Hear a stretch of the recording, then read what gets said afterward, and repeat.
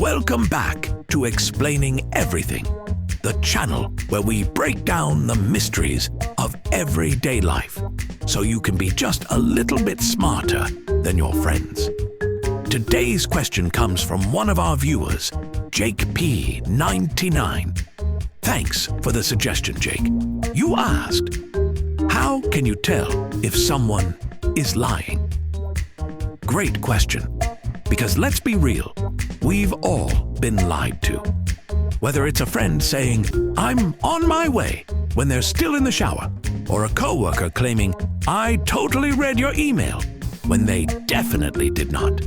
So, if you've ever suspected someone was lying but didn't know how to prove it, stick around as we're diving into the sneaky signs, awkward body language, and hilarious ways people accidentally expose themselves right here on Explaining Everything.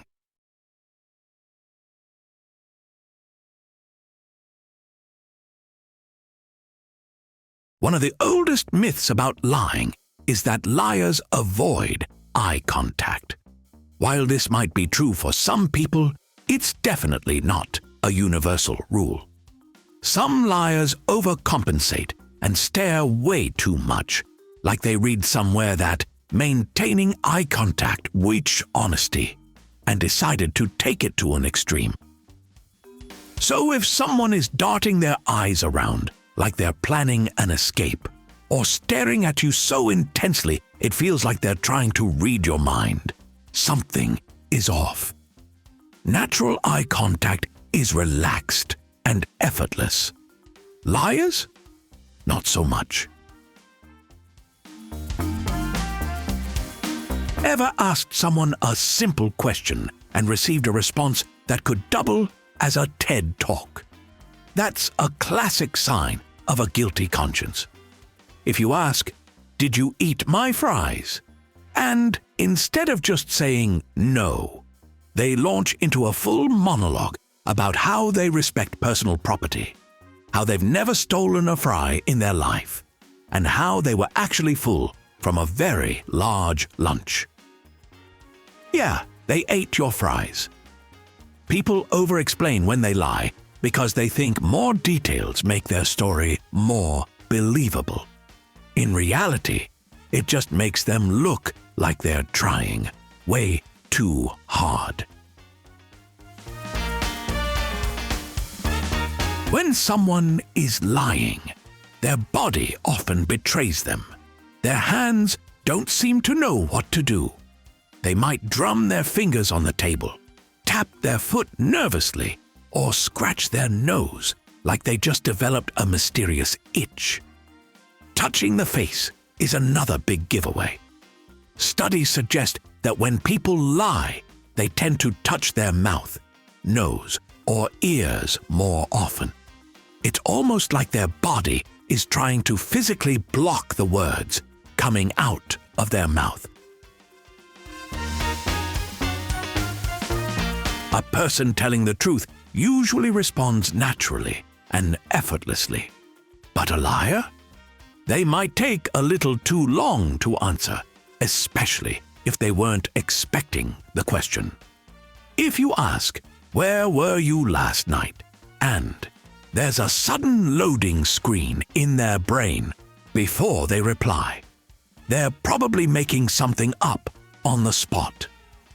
Their hesitation is their brain scrambling to come up with a convincing story that won't fall apart under scrutiny. Liars often experience subtle changes in their voice. Their pitch might go slightly higher, their voice might crack, or they might clear their throat a lot. That's because lying makes some people nervous, and nervousness can affect vocal cords. Another common thing? The sudden need to drink water. When people lie, they sometimes get dry mouth because their stress levels spike. If someone suddenly reaches for their drink right after you ask them a suspicious question, it might not just be thirst, it could be panic.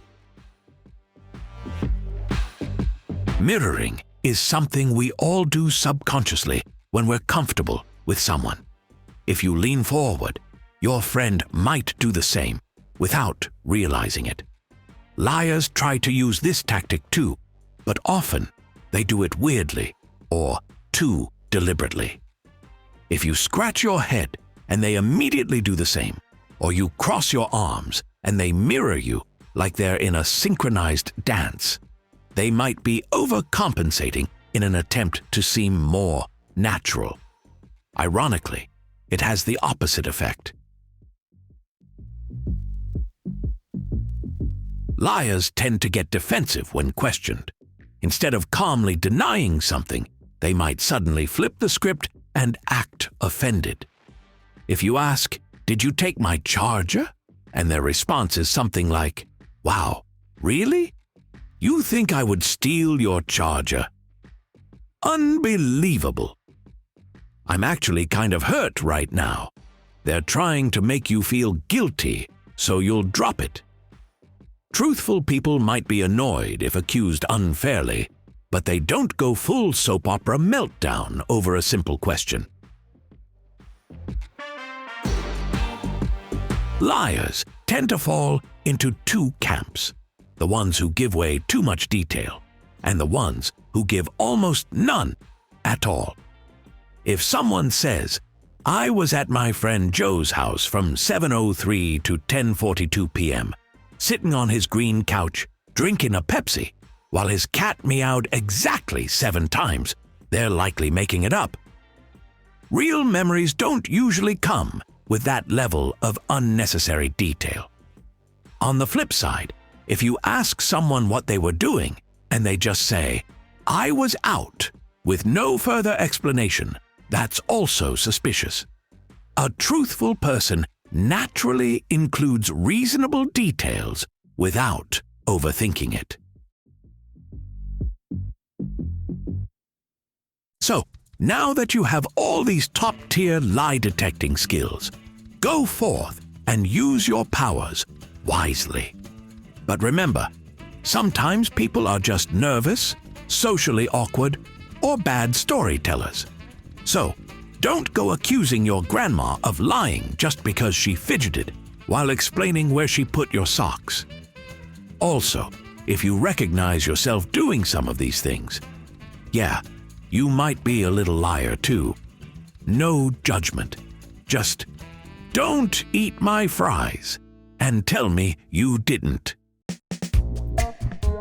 If you enjoy this video, or if you're a liar, pants on fire, please like and subscribe. Also, if you have suggestions for our next video, feel free to share them in the comments below. We'll be sure to give you an acknowledgement for your contribution. Thank you for tuning in, and join us next time here in the channel that answers all the why, what, who, where, and how questions you've always wondered about, here on Explaining Everything.